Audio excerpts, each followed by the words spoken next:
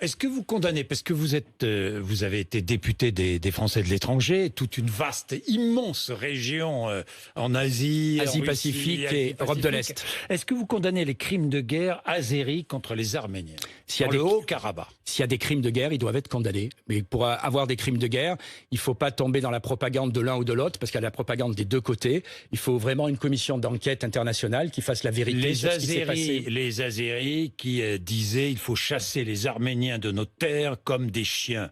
C'est une déclaration totalement excessive, mais ce qui est sûr, je me permets de le rappeler... Vous avez soutenu l'Azerbaïdjan dans le conflit du Haut-Karabakh? Je n'ai soutenu personne, je n'ai fait aucun communiqué. Mais moi, je reconnais, contrairement à M. Muselier, mon passé. J'ai été président 3 ans. Oui. Du groupe d'amitié France-Azerbaïdjan. Oui. Je vous rappelle, 5 ans du Kazakhstan, 5 ans de l'Ukraine, voilà.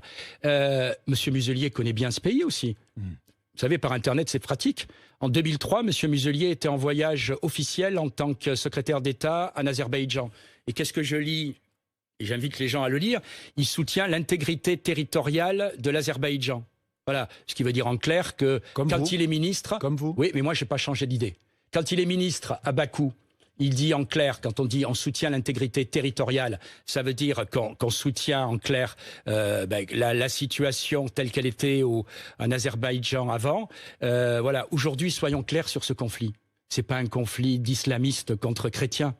Moi, j'ai soutenu les chrétiens dans toutes les parties du monde. Je vous rappelle, et M. Muselier me critique pour ça, que je suis allé les soutenir en Syrie, en Irak. Il y avait 1 million de chrétiens en Moyen-Orient, il y en a 200 000 aujourd'hui. Ce que je dis simplement, c'est que c'est une guerre de nationalisme et que si on veut vraiment aider cette région, je la connais, j'y suis allé dans le Sud-Caucase quasiment au moins 10 fois dans chacun des 3 pays.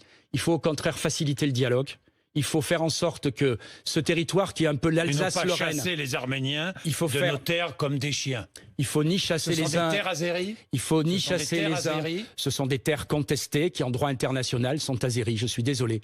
Voilà. Mais c'est clair. Voilà, ce sont des terres azéries. Oui, mais M. Muselier a dit la même chose.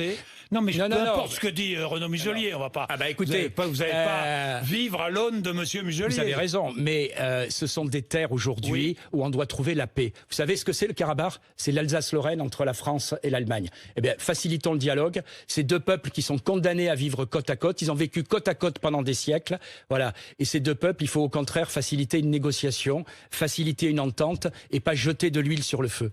Merci Thierry Mariani d'être venu nous voir ce matin. Il est 8h56. Vous êtes sur RMC et BFM TV.